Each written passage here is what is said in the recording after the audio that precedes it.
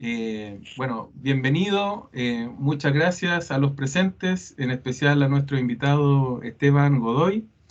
Esteban es abogado con vasta experiencia en los elementos de quiebra y cierre de empresa. Y además, bueno, él pertenece a un staff, a una oficina de abogados, y también eh, él es socio de la empresa Quiebra tus Deudas, ¿sí? Así que bienvenido, Esteban. Muchas gracias por compartir hoy día con nosotros. Muchas gracias, Francisco, por la invitación.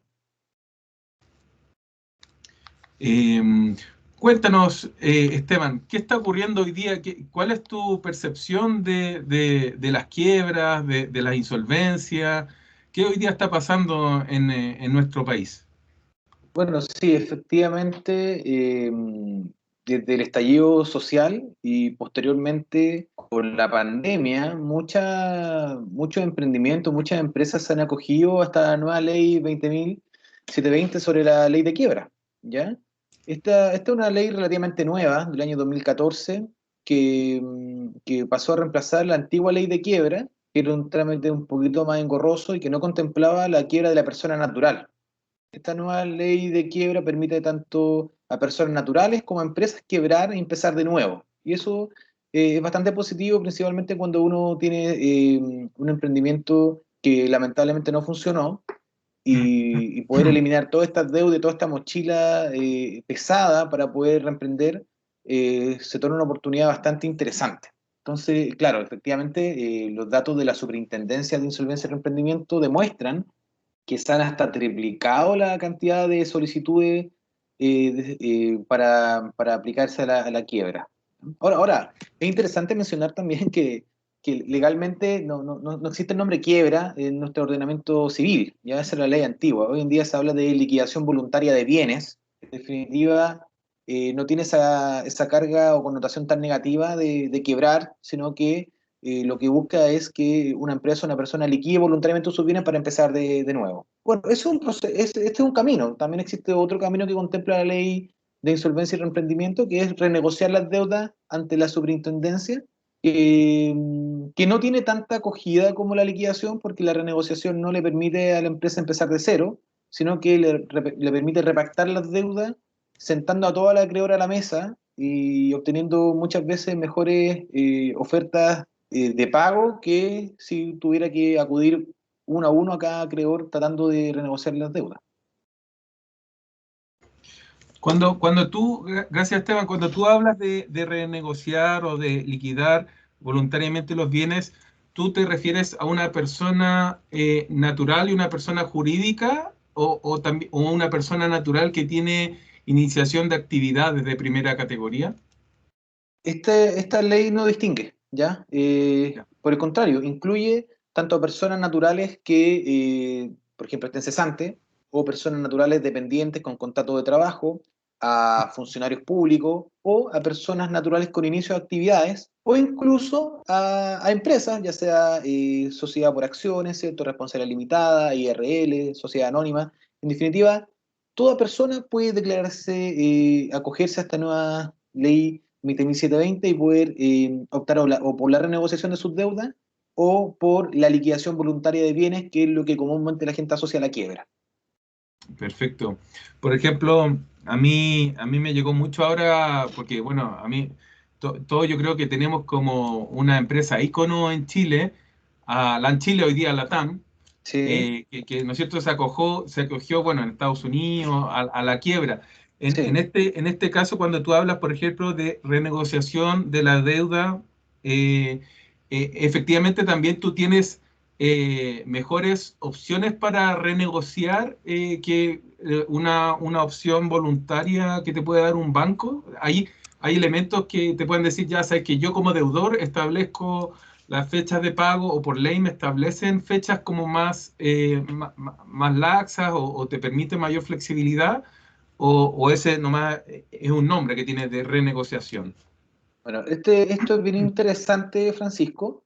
Efectivamente, claro, la TAM se acogió a la ley 20.720, pero no se acogió a la liquidación voluntaria, que hubiera terminado con la empresa o sea, hubiera eliminado sus deudas, pero ellos tenían que haber vendido todos sus activos, sino que se acogió la reorganización empresarial, que es el nombre que recibe la renegociación cuando se hace por empresa, ¿ya? Recibe el nombre de renegociación cuando son personas naturales o reorganización empresarial cuando son empresas, pero en definitiva el mismo procedimiento. Este procedimiento es un trámite administrativo, no judicial, no se hace ante el tribunal, se hace ante la Superintendencia de Insolvencia y Reemprendimiento, y hay que cumplir una serie de requisitos, y entre ellos está indicar todos tus acreedores y todas tus deudas. Por ejemplo, bueno, voy a mencionar un par de bancos. Tengo una deuda bancaria con Banco Santander y debo tanta cantidad de dinero. Otra deuda con Banco Security, esta cantidad de dinero, o tengo un proveedor también. Lo importante es que para acogerse a este procedimiento no hay que tener demandas presentadas. Si a mí ya me demandaron, yo ya no puedo optar por este procedimiento, ¿ya? Lo otro importante es que junto con indicar mi listado de acreedores, tengo que también sincerarme con mi listado de bienes que yo tengo, ¿ya? Todos mis activos. Entonces yo le estoy diciendo, acá están todos mis acreedores, pero acá están todos mis activos. Entonces, este proceso de renegociación se hace a través de audiencias, ¿ya? Donde se determina primero el pasivo, es decir, todas las deudas que tú tienes, se determina el activo, todos los bienes que tú tienes, y se hace una propuesta de renegociación a los acreedores. La superintendencia notifica a todos los acreedores para que se sienten a la mesa y les dice, por ejemplo, Pedrito Sociedad Limitada, ¿cierto? Responsable de Sociedad Limitada, quiere acogerse a este procedimiento y esto es lo que buenamente puedo pagar, ¿ya? Entonces ellos tienen que estudiar esta situación y ver si es que están dispuestos, ¿ya? Y para eso tienen que ver los ingresos de la empresa o de la persona natural, ¿cierto? Y el total de deudas que tiene. Si es que no están de acuerdo, entonces lamentablemente no se llega a esta renegociación y pasamos a una etapa más forzosa que la liquidación refleja. Por eso me obligaron a mí a entregar todo mi listado de bienes, porque si es que no se produce la renegociación necesariamente, los antecedentes se van a remitir al Tribunal Civil y voy a pasar a un proceso de liquidación voluntaria. Por tanto, hay que pensarlo bien antes de someterse a este proceso de renegociación, porque, por ejemplo, si yo soy una persona natural, que tengo una propiedad y quiero renegociar mis deudas y quizá no tengo la posibilidad de poder renegociarla, yo mismo me estoy poniendo la soga al cuello, porque si es que no se produce la renegociación, ya sea porque los acreedores no aceptaron o porque derechamente el plan de pago propuesto no satisface los intereses del acreedor, vamos a pasar a la otra etapa, ya que es forzosa, que es la liquidación refleja que consiste en entregar los bienes para que me borren las deudas. ¿Y qué pasa en la realidad? En la mayoría de los casos, ¿el acreedor acepta este plan de pago, lo satisface o se pasan a eventualmente ya a la liquidación forzosa? Las estadísticas de la superintendencia muestran que casi el 80% de las renegociaciones son satisfactorias, ¿ya? Principalmente porque hay un ánimo de llegar a un buen acuerdo, pero también uno entiende que la renegociación o la reorganización está destinada a aquellas personas naturales o aquellas empresas que están muy justos al momento de pagar, que funcionan, que son solventes, pero que tienen un problema de caja, podríamos decir, ¿ya? Mm. Entonces uno tiene que ser bien sincero antes de someterse a este procedimiento, porque si yo me doy cuenta que en definitiva yo soy insolvente, mejor no optar por esta opción. Y es importante determinar qué es la insolvencia, ¿ya? La insolvencia es una situación de no pago permanente, cuando ya derechamente mis deudas superan con creces la cantidad de ingresos o de activos que yo tengo. Y derechamente la renegociación no me va a servir, porque por mucho que yo tenga fe en mi negocio o en mi ingreso, si soy una persona natural, está claro que si debo 10 o 20 veces mi ingreso, no voy a poder repactar la deuda. Mm. Y esas deudas pueden ser con cualquier tipo de persona, por ejemplo, empleados de la empresa, bueno, acreedores bancarios, ¿hay una suerte como de prioridad de acreedores? ¿En qué, por ejemplo, prioridad están los empleados si la empresa se declara en insolvencia? Si la empresa se declara en insolvencia, claramente hay, a ver, el Código Civil contempla lo que se llama prelación de pagos, ¿ya? Hay ciertas deudas o ciertos acreedores que tienen derecho a pagarse primero. Por ejemplo, si las remuneraciones, si yo me declaro en quiebra, por ejemplo, la liquidación voluntaria de bienes y rematan mis bienes, quienes se pagan primero son los trabajadores, ¿cierto? Las deudas previsionales y ciertos acreedores que tienen derecho a pagarse primero, principalmente los que tienen constituido hipoteca sobre bienes o prendas. Y aquellos acreedores que no tengan ninguna garantía sobre bienes, esos se pagan al final, que son los denominados acreedores balistas. Ya, perfecto. Eh, Bien, y esto quizás más un detalle, pero imagínate que una empresa tiene solamente personas a honorarios. No tiene contratos, sino que las personas le boletean todos los meses. Sí, Eventualmente esos podrían ser acreedores balistas también. ellos son acreedores balistas porque conforme a la ley, un trabajador honorario es un trabajador independiente que le presta servicio a la empresa y que no existe un vínculo de subordinación o dependencia, ¿ya? Ahora, si me pregunta a mí, legalmente hay que tener ojo, y muy importante también darle este consejo a los emprendedores. Eh, Tener un trabajador honorario, por un lado, puede resultar atractivo en el sentido que no tengo que pagarle imposiciones, ¿ya? Pero si es que se reúnen las características propias de una relación laboral, es decir, si recibe instrucciones, si cumple horario de trabajo eh, y recibe órdenes directas de alguna jefatura, por mucho que yo tenga un contrato honorario, en materia laboral existe lo que se llama el principio de la realidad. O sea, el principio de la realidad se tenía que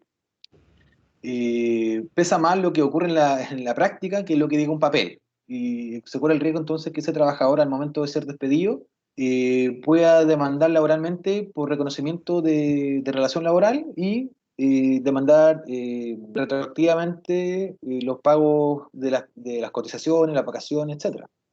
Perfecto, entonces, Ahí me alejé un poquito de la materia, pero es importante claro, pero mencionarlo. sintetizando básicamente para acogerse a esta renegociación o liquidación voluntaria, hay que evitar llegar a esos estadios y eventualmente si hay un acreedor, evitar cualquier demanda y tratar siempre naturalmente de negociarlo y ir a esta instancia.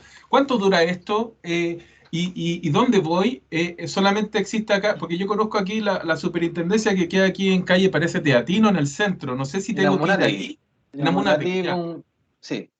Ahí. Efectivamente, el proceso de renegociación es un trámite que se puede hacer sin abogado, ¿ya? Y todos los documentos, los formularios están en la página web, ya de la superintendencia. Y ahí está bien explicado el paso a paso, ¿ya? Así que efectivamente, sí, bueno, existen un par de requisitos: tener 3 deudas vencidas, ¿ya? Por más de 90 días, no tener demandas judiciales y no haber emitido boletas de honorarios, ¿ya? Eso es para las personas naturales. Si son empresas, bueno, las empresas tienen que cumplir con otros requisitos que se llaman el proceso de reorganización empresarial. Eh, Ahora, yo, por regla general, Francisco, siempre el emprendedor llega a la oficina, en este caso a mi oficina, cuando ya tiene demandas presentadas, ¿ya? Por tanto, también es importante determinar qué pasa ahí. Mira, ¿sabes qué, Esteban? Me llegó una demanda por el no pago, ¿qué hago? Para empezar, ya no puedo acogerme a la reorganización o la renegociación de deuda.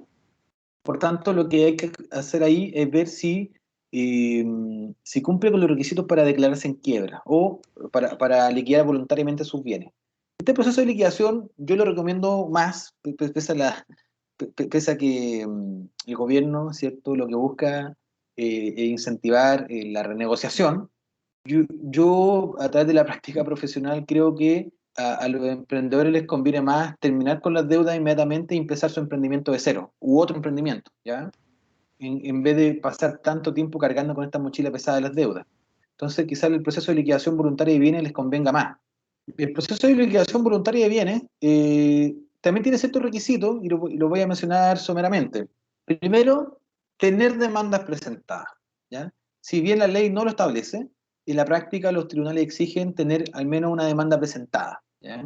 Segundo, estar en una situación de insolvencia, es decir, donde el nivel de deuda es sobradamente mayor al nivel de ingreso que yo tengo. Y tercero, tengo que hacer un listado de todos los bienes que yo tengo para entregar a mis acreedores. Por regla general, la empresa o las personas naturales no tienen tantos bienes. Por tanto, si hay una persona natural o una empresa que tienen pocos bienes y muchas deudas, la liquidación voluntaria de bienes, que normalmente se conoce como quiebra, es lo que más le conviene. Es un proceso que dura aproximadamente un año y medio. En ese proceso no te pueden embargar, no te pueden seguir demandando, no se devengan más intereses y, en definitiva, te permite a ti poder dormir tranquilo, ¿eh? Porque sabes que tú al término de ese proceso esas deudas se van a eliminar y en el intertanto Eh, tú puedes crear otro emprendimiento. Esteban, tengo una consulta con respecto a eso, porque uno siempre cuando está con un emprendimiento, con un negocio, siempre se la está jugando por el riesgo de los ingresos futuros, y de repente le fallan esos pronósticos y empieza con la deuda. Sí, Muchas veces hay ciertos emprendedores que se dan cuenta de que están en buen chileno con la soga hasta el cuello, pero algunos aguantan la deuda. Entonces, ¿tú qué crees que más o menos eh, sería lo propicio de que el emprendedor tendría que darse cuenta ya que es un negocio en el sentido de deuda y para que todo este proceso que me indica tú se llegue al éxito no sea tan grande? O sea, la deuda más o menos tendrá que ser dos, tres veces el patrimonio, ahí tiene que ya acogerse a esta ley. Si la deuda es demasiado grande, se tendrá que acoger a otro tipo de proceso. ¿Qué es lo que crees tú ahí? sí, bueno, yo creo que aquí estamos dentro de uno de los problemas del emprendedor, ¿cierto? Hay varios problemas, ¿cierto? Uno de los problemas es muchas veces enamorarse del producto, ¿ya? Sí, Y no enfocarse bien en el modelo de ingreso o en la propuesta de valor que yo quiero entregar al mercado. Entonces, cuando yo me enamoro del producto, muchas veces pierdo el foco en si el negocio es efectivamente rentable, ¿ya? Puede que yo tenga un producto espectacular, pero si no satisface una necesidad de las personas o no la satisface mejor que otra empresa, eh, y veo que mi negocio va acumulando deuda, algunas veces hay que tener cuidado con decir, bueno, eh, vamos a ver cómo me va en el futuro, porque la deuda puede ir creciendo. Ahora, si sigue aumentando, precisamente por eso es buena la liquidación voluntaria de bienes, porque te permite borrar la deuda, no importando si la deuda es muy alta. O sea, yo puedo deber ya. 100 millones de pesos, y si tengo un conjunto de bienes que suman 400.000 pesos, todas las deudas se van a borrar igual. La ley no establece un quantum de bienes, Ah, ok. ¿ya? Así que Ya. eso es bien relevante. Y yo puedo haber tenido a mí me dio un crédito, no sé, de 20, 30 millones de pesos que no funcionó. No funcionó y mi empresa solamente tiene un escritorio, un par de maquinarias baratas que no suman quizá el millón de pesos o los 2 millones de pesos. Entonces yo, entregando eso, puedo ahorrar una deuda de 50 millones de pesos. ¿Por qué esto es importante? Porque le permite al emprendedor decir, a ver, yo hice mal las cosas en un principio. Incluso acumulé deudas tributarias, que también es importante, ¿ya? Porque la liquidación voluntaria de bienes también elimina las deudas tributarias. O las deudas previsionales. Tuve, no sé, el contador me falló o tuve algún problema, no pagué lo IVA, se me fueron acumulando. La empresa, ya para que me vuelvan a emitir factura, el Servicio de Impuesto Interno me está pidiendo un convenio de pago que se va a comer todo mi ingreso, entonces mejor, y este negocio funciona, pero ya funcionó demasiado tarde y tengo una mochila de deuda muy pesada. Entonces, una buena manera es crear una nueva empresa. Bueno, y usted me imagino que le enseñarán ahí a los alumnos y alumnas que existen diversas maneras, empresa en un día, etcétera. Una empresa sanita y la otra empresa la dejo morir a través de la liquidación voluntaria de bienes. Entonces, mientras transita el proceso de borrar las deudas de la otra empresa, yo paralelamente ya estoy funcionando con la otra sin deudas tributarias, sin deudas de proveedores, sin deudas bancarias y sin deudas laborales. Puede ser si es que tuve problemas por un trabajador, que sé yo, lo despedí y me acusó ahí despido injustificado o me demandó a tutela laboral y ya tengo una demanda demasiado grande, también eso se puede eliminar a través de la liquidación voluntaria de bienes. Ya. Perfecto. Y otra consulta que tengo, disculpa, cuando tú ya terminas este proceso que nos estás indicando al detalle, después yo quiero, bueno, hago otro emprendimiento, como tú indicas, pero tengo que financiarme de alguna manera. ¿Los bancos te castigan cuando tú haces este proceso? ¿Te pueden seguir prestando dinero? No sé si sabes eso tú. Eso que la deuda, Sí, eso la... eso es bien interesante, ¿ya? Porque efectivamente los bancos se fijan en todo, pero principalmente se fijan en la solvencia del socio. Por eso es muy importante que los socios de una empresa puedan asegurarle solvencia también o garantías al banco.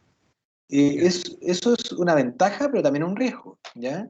Porque, y muchos emprendedores no lo saben, y es importante mencionarlo. Cada vez que yo pido un crédito al banco, y tengo una empresa, por ejemplo, yo soy el representante legal y además eh, socio mayoritario, accionista, y pido un crédito al banco, yo también comprometo mi patrimonio personal. Y muchos me van a decir, oye, pero si por eso fundé una empresa. Yo fundé una empresa para separar patrimonio, para que mi Mm. empresa tenga sus propias deudas y yo, Juanito Pérez, tenga mis deudas personales. Y el banco dice, sí, perfecto, pero yo tengo que asegurarme porque puede que la empresa la deje botada y después tú no respondas por la deuda, por tanto, yo a usted lo voy a obligar como codeudor solidario. ¿Ya? Así que hay que tener cuidado. Cada vez que eso está en todos los contratos de operaciones bancarias. Con los proveedores no hay problema, con las deudas tributarias tampoco. Deudas tributarias, deudas laborales, deudas con proveedores, solamente está obligada la empresa. Pero los bancos incorporan en todos sus contratos, que son contratos de adhesión, uno no puede andar eh, negociando las cláusulas, sino que te las imponen, siempre los socios o uno de los socios queda obligado como codeudor solidario y por tanto aunque después se vaya de la empresa, sigue siendo deudor del banco. ¿Ya? Entonces, puede ser, muchos clientes llegan a mi oficina pidiendo la quiebra a la empresa, pero no se dan cuenta que esa deuda también ingresó a su patrimonio personal. Mm. ¿Ya? Así que hay que tener ojo con eso. Y efectivamente, respondiendo derechamente a tu pregunta, Osvaldo, si los bancos se fijan si es que tienen empresas con deuda o si tú personalmente tienes deudas. Por eso, la mejor garantía para obtener financiamiento es asociarse con personas que no tengan deuda. O sea, si yo soy un socio con deuda, mejor busco un nuevo emprendimiento y consigo un nuevo socio que sea solvente para ofrecer mayor garantía al banco.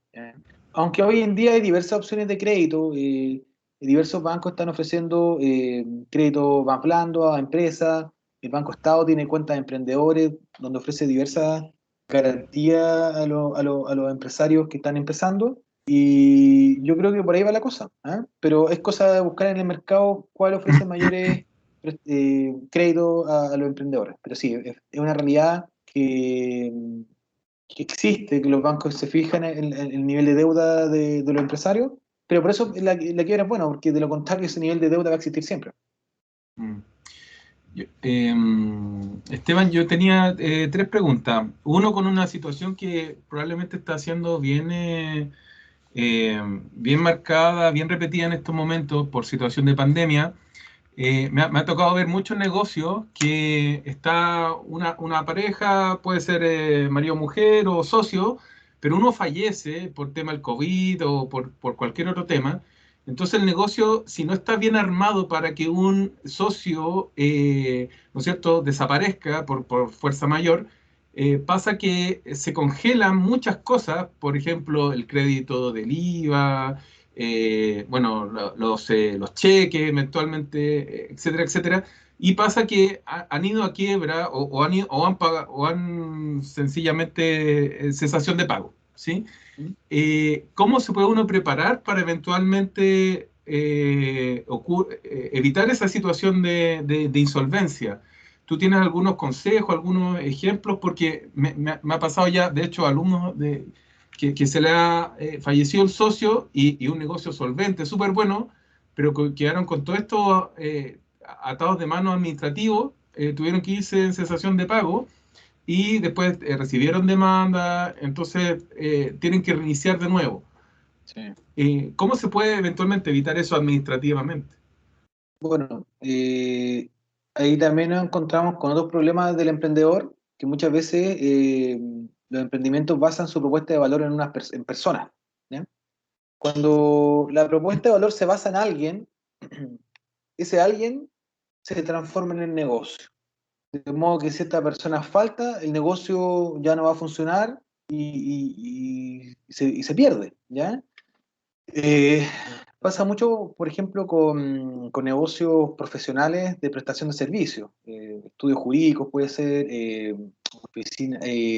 centros dentales, eh, donde el negocio es el profesional. Entonces, un primer consejo, no es tan jurídico, sino administrativo, es tratar de que la propuesta de valor se centre en la solución a un problema de mercado y no en alguien, ¿ya? Eso es el primer consejo. El emprendedor tiene que estar centrado en buscar mayor oportunidad de negocio, a buscar negociar con proveedores, ampliar los horizontes de la empresa y no ser un trabajador más, ¿no? Porque algunas veces se confunde ese rol y el negocio no crece. Y en este caso, porque llega a fallecer y no sabemos qué hacer. Lo otro es que en la escritura societaria existan administraciones, ojalá de uno u otra persona que lo pueda reemplazar, de modo que no esté, la otra persona pueda representar a la empresa y administrarla sin mayores complicaciones, ¿ya? Eh, Ahora, respecto a consejos financieros, es súper complicado, Francisco, porque cada empresa es un mundo en particular y la pandemia ha golpeado a todas las empresas que exigían una presencialidad. Entonces, claro, nadie nos preparó de lo que se venía y tuvimos que afrontar muchos, bueno, algunos asumieron mejor el cambio, ¿cierto? Se adaptaron rápidamente al e-commerce o al sistema de delivery.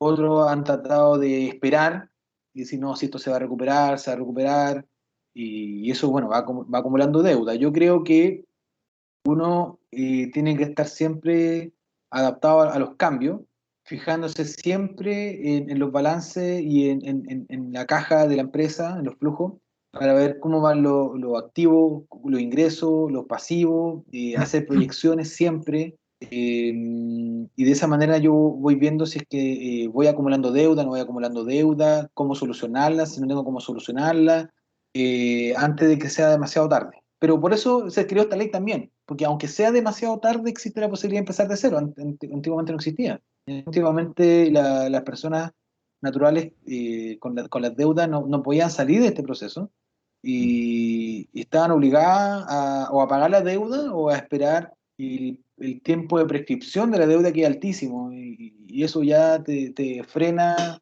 y te deja en el ostracismo financiero durante bastante tiempo. Perfecto, pero igual queda como un DICOM financiero, por ejemplo, salir del boletín comercial quizá, o los bancos actualicen sus bases de datos cada 6 meses, cada año. Hay un lapso así igual de como... Eso es súper relevante lo que menciona Francisco. El DICOM y el boletín comercial se borran si yo me liquido, si me coge la liquidación voluntaria de bienes. Se borran. Por tanto, va a aparecer el puntaje máximo, que es 999, ¿cierto? Todos conocen ese informe DICOM Equifax Platinum, ¿cierto? Que mientras más cercano a uno, menos solvente soy. Por tanto, se borran todos esos protestos, todas esas morosidades, y yo tengo el puntaje máximo. Por tanto, desde ese punto de vista voy a estar ok. Lo que sí es una realidad es ese historial interno de los bancos, ¿ya? Que por mucho que yo haya borrado mis deudas, yo después me puedo acercar al banco y decirle, mire, ¿sabe qué? Quiero aperturar una cuenta corriente, obtener una tarjeta de crédito, y me van a responder muchos bancos, pero es que usted tiene un historial negativo, ¿ya? Acá es importante mencionar que no me pueden decir que no por haberme declarado en quiebra. Primer paso, eso es ilegal, ¿ya? No está contemplado en la ley. La ley tampoco contempla ningún plazo de espera para poder volver al sistema bancario. De hecho, el espíritu de la ley es declararme en quiebra para volver a emprender. De lo contrario, la ley sería estéril, ¿ya? Ahora, claro, es muy difícil que un banco me diga expresamente no, porque usted se declaró en quiebra, ¿ya? Porque expresamente estaría incurriendo en una ilegalidad. Pero sí pueden ocupar ciertos eufemismos, como que su historial es negativo, tiene un historial moroso, etc. Primero que todo, es importante que todas estas respuestas que den los bancos se den por escrito, ¿ya? La ley de CERNAC financiero introdujo una modificación respecto a los productos financieros y a la Ley de Protección del Consumidor, que estableció que cada proveedor de servicios financieros, ante una negativa a la contratación de un producto financiero, me tiene que dar una respuesta por escrito. Y esa respuesta por escrito tiene que estar fundada en razones objetivas. De lo contrario, incurre en una discriminación arbitraria e ilegal. Y si incurre en una discriminación arbitraria e ilegal, existen diversos mecanismos para obtener de la justicia una solución. Como por ejemplo, yo puedo interponer un reclamo ante el CERNAC, ¿ya? Sabemos que hoy en día el CERNAC es un león sin dientes, pero sirve como precedente para que el CERNAC oficie a la empresa y que ésta responda a ver qué puede ocurrir. Otro camino es iniciar derechamente ante el juzgado de policía local una querella infraccional por el no cumplimiento de las normas de la Ley de Protección del Consumidor. Y desde mi punto de vista, el camino más rápido es interponer un recurso de protección ante la Corte de Apelaciones respectiva por infracción a un derecho constitucional fundamental que es la no discriminación, ¿ya? Lo importante de este recurso es que es rápido, se interpone ante la Corte de Apelaciones, hay un plazo de 30 días corridos para interponer este recurso desde que se cometió una infracción, y como la Ley de Protección del Consumidor obliga a que esta respuesta sea por escrito, ya tengo un medio de prueba. ¿Ya? Esto me pasó hace poco con un cliente que yo lo declaré en quiebra y resulta que no le daban créditos porque figuraba con una deuda en una tienda comercial, ¿ya? Y bueno, acudí a la tienda comercial y efectivamente pedí un certificado de deuda y aparecía ahí con una deuda de 2 millones de pesos. ¿Ya? ¿Y cómo? Si mi cliente dijo, yo me declaré en quiebra. Ah, bueno, porque la fiscalía de la tienda dice que aquí, que allá. Ok. Entonces, con el certificado de deuda, acudimos ante la Corte de Apelaciones de Santiago, interpusimos un recurso de protección y ya en 2 meses la deuda se eliminó completamente y pudo acceder a los productos bancarios. Porque la Corte ha entendido y la jurisprudencia también ha entendido que esto es ilegal y arbitrario. No pueden existir listas paralelas. Los bancos no pueden tener estos libros negros, estas listas negras. Eso es ilegal. Y existen mecanismos para solucionarlo y espero que a futuro no tengamos que recurrir a la justicia para obligar a los bancos a otorgarnos productos bancarios si nosotros estamos limpios, ¿ya? Sino que sea una práctica comercial habitual, y esto, bueno, ya tiene que ver con un tema de cultura financiera. Pero lo importante también es mencionar que antes de pedir un producto bancario, por mucho que yo me haya declarado en quiebra, siempre me van a revisar primero que yo tengo una estabilidad laboral, que tengo un buen nivel de ingreso y que no tengo deuda. Perfecto. Y esa información los bancos también se la traspasan. Yo entiendo que sería ilegal, pero en la práctica se la traspasan porque si no uno buscaría también un banco donde no haya tenido deuda anteriormente para reemprender. Sí, existe una información bancaria interna, eh, Sinacofi, tengo entendido que se llama, pero efectivamente se la traspasan entre ellos, ¿ya? Hoy en día todo es público para los bancos. Y bueno, eso y ya se está trabajando en una ley de protección de datos personales, ¿ya? Que va a modificar la ley de protección del consumidor, que va a impedir que uno tenga que entregar todos sus antecedentes cada vez que va a cualquier parte. No sé si se han dado cuenta de que yo veo un producto en el mercado y para saber cuánto cuesta me piden primero mandar mi RUT, mi nombre completo, mi correo electrónico y ahí recién me aparece el precio. Ya, eso es una manera de sacar tus datos personales, investigarte y en definitiva después vender tus bases de datos y todos saben de ti. ¿Ya? Es bien complicado, por eso se está modificando en el Congreso. Perfecto. Muchas gracias. Osvaldo, María, Gonzalo, Armando, ¿tienen alguna pregunta, consulta? ¿Me escuchan o no? Sí, Sí, muy sí, claro. sí. Lo que pasa es que, gracias por la conferencia, lo que pasa es que, como dice el expositor, la verdad es que los bancos, claro, igual compran bases de datos, igual existe como un registro que tienen aparte, paralelo. Sí. Esto es como, puta, siempre como que queda un precedente y el banco siempre obtiene la información de alguna manera porque el banco, la verdad que minimiza el riesgo al máximo y nunca pierde. Sí. Entonces, es interesante lo que planteas tú, porque así como el banco tiene altas facultades desde el punto de vista legal y de repente como que están al margen de eso, o sea, en el borde, perdón, no al margen, en el borde, uno también tiene que estar muy empoderado y conocer muy bien la ley, porque uno también tiene la oportunidad de establecer y demandar sus derechos ante situaciones que son que rayan de repente en lo ilegal. O sea, este tema de la base de datos, esta cuestión de que de repente el gallo te discrimina porque saca la información de otra base de datos. Entonces, nosotros lo sé, pues la gente que es emprendedora, los consumidores, generalmente, y lo digo por experiencia personal, somos como bastante ignorantes en lo que significa el ámbito legal asociado a cualquier acción de emprendimiento que uno suscribe. Existe una desinformación, mira, lo mismo que con la AFP, por decir algo. Uno firma, uno no sabe qué está firmando, no entiende el contenido legal. Entonces, todas esas cuestiones son como de repente bastante perjudiciales para una persona que tiene un emprendimiento a lo mejor menor, de bajo alcance financiero. Entonces, la educación en ese tipo de cosas yo creo que es súper importante, y sobre todo en la formación de los estudiantes, para que se atrevan también a ser emprendedores, pero que tengan bien claro cuáles son los elementos de riesgo que tienen que tener considerado. Lo mismo que estabas explicando tú delante, cuando hay una persona que es el codeudor solidario, entiendo que dijiste, y Sí, sí. ya a veces la persona no tiene idea que es el codeudor solidario, y resulta que ese pasivo se lo lleva a su ámbito personal y no tenía idea. En realidad existe mucho desconocimiento en ese sentido. Yo creo que a nosotros también como instituciones de educación tenemos una gran responsabilidad en ese sentido. Eso. Gracias. Gracias, Gonzalo. Sí, efectivamente.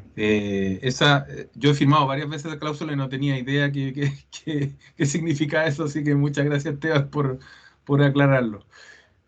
Armando, no sé, Osvaldo, María, si tienen alguna otra cosa. No, está bien, dale nomás, está bien.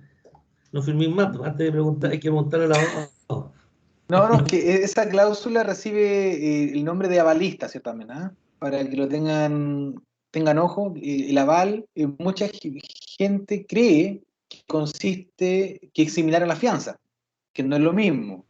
Ya uno cree que el aval solamente puede ser molestado si es que el deudor principal no paga primero, ¿ya? Y no es así. El avalista en materia comercial es un codeudor solidario. ¿Y qué significa que sea codeudor solidario? Significa que cuando yo firmo como codeudor solidario, como avalista codeudor solidario, el acreedor tiene otro deudor más. Por tanto, yo puedo demandar a cualquiera de mis deudores por el total de la deuda, o a todos ellos juntos por el total de la deuda. Por tanto, no tengo que esperar a que el deudor principal... No existe deudor principal. Borremos ese concepto. Todos los deudores son principales, sé que firmaron como codeudores solidarios. Perfecto. Muchas gracias por la aclaración. Bueno, ¿nos puedes repetir, por favor, tus datos de contacto, Esteban? El sitio web de tu empresa, cómo contactarse contigo, porque existe mucho interés y nosotros vamos a asegurarnos de entregar estos datos también a los alumnos que ya indicaron que estaban en alguna situación similar, por lo tanto esperamos que ellos también te consulten y tenerte también como mentor de los emprendedores en el futuro cercano. No, perfecto, Francisco. Yo, bueno, agradezco la invitación y quedo dispuesto a asistir las veces que ustedes lo necesiten. Bueno, mi dato de contacto, nosotros tenemos dos estudios jurídicos, pero hay un estudio jurídico que está más enfocado a la área de deuda y quiebra, que es quiebratusdeudas.cl, y los datos de contacto es contacto@quiebratusdeudas.cl. ¿Ya? Sí, bueno, ahí en la página web también, si ustedes ingresan, aparece mi WhatsApp personal, mi correo electrónico personal, pero el contacto @quiebratusdeudas.cl, el correo oficial de mi oficina, y ahí mi secretaria, si es que tienen dudas, consultas o me quieren hacer preguntas más específicas que no alcancé a explicar en esta charla, estoy llano a responderlas todas, pues. Espectacular. Muchas gracias. Ahí dejamos en el chat también la página web, de hecho apareces tú ahí, así que muchas gracias. Y bueno, estaremos atentos entonces a informarte respecto a los próximos pasos, sobre todo siempre pensando en beneficiar a la comunidad de alumnos, administrativos y directivos del CFT, que nosotros, como ya te indicaba Osvaldo, estamos focalizados en colaborar con la innovación, transferencia, emprendimiento de la comunidad del Centro de Formación Técnica de la región metropolitana. Muchas gracias y bueno, estamos atentos. Muchas gracias, que estén súper Listo. bien y que tengan Gracias, un excelente Esteban. fin de semana, pues. Chao, chao. Gracias. Chao a todos. Cuídense mucho. Chao, chao. Chao.